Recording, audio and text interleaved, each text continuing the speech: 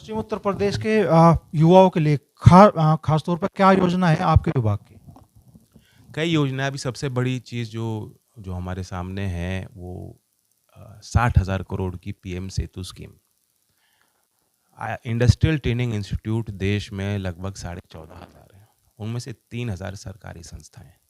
उन 3,000 में से लगभग एक तिहाई 1,000 संस्थाओं को 5 साल में उनका जीर्णोद्धार करना है, उनको एक तरह से नवनिर्माण करना है।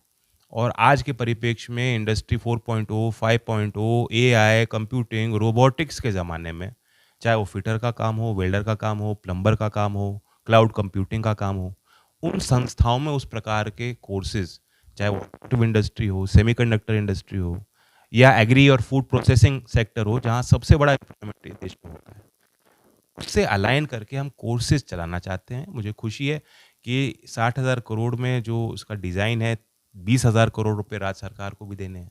यानी सरकार केंद्र की राज्य की दोनों को उसमें हाथ मिला के चलना होगा, तभी कामयाबी मिलेगी। 10,000 करोड़ इंडस्ट्री वालों को देने हैं।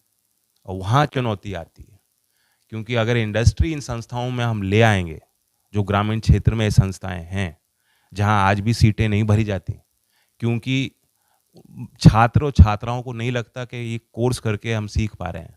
उनको ये नहीं लगता कि सर्टिफिकेट लेके हमें नौकरी मिलेगी, और नौकरी देने वाले को ये नहीं लगता कि इन संस्थाओं में अच्छी शिक्षा मिल रही है। आईटीआई में ले आए तो हमने आज़ादी दे दी कि आप जो है हमारे जो ट्रेनिंग फैसिलिटी है उसको इम्प्रूव कीजिए, आप अपने कोर्स लाइए, अच्छी सी लैब बनाइए आधुनिक, जो इंडस्ट्री के फैक्ट्री फ्लोर पे मशीनरी लगती है, सिर्फ भारत में नहीं, जर्मनी में, यूरोप में, जापान में, वही तकनीक, वही प्रौद्योगिकी, वो आप भारत के मुजफ्फरनगर के क्या आईटीआई में उसका निर्माण कर सकते हैं।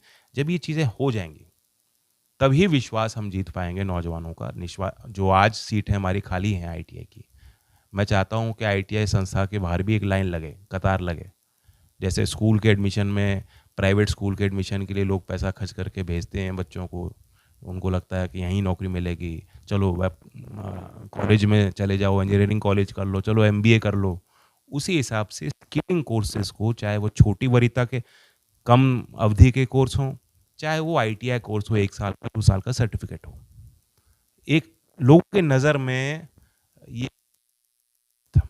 तो ये सबसे बड़ी चुनौती है, और यूपी सरकार इसमें बढ़ भाग ले रही है। अभी आरएफपी जारी हुआ है, समूह बना के इसको हम आगे बढ़ा रहे हैं। यानी कोई इकट्ठा एक दृष्टि से देखा जाएगा, उसके ऊपर एक एसपीवी बस व्हीकल, उसमें इंडस्ट्री को ऑन बोर्ड किया जाएगा, उसी के खाते में सीधा उस समूह के लिए पैसे भेजे में सीएसआर देगी। 5 साल उस समूह का एक प्लान बनेगा, फ्लेक्सिबल होगा, इंडिपेंडेंट होगा, एक प्रकार का ऑटोनोमस शिक्षण संस्थान के तौर पे उसे हम विकसित करना चाहते हैं। तो 8 ऐसे समूह यूपी सरकार ने चिन्हित करके दिए हैं, और आरएफपी के माध्यम से वो इनवाइट कर रहे हैं कि इंडस्ट्री के लोग आगे आएँ, शामिल हों।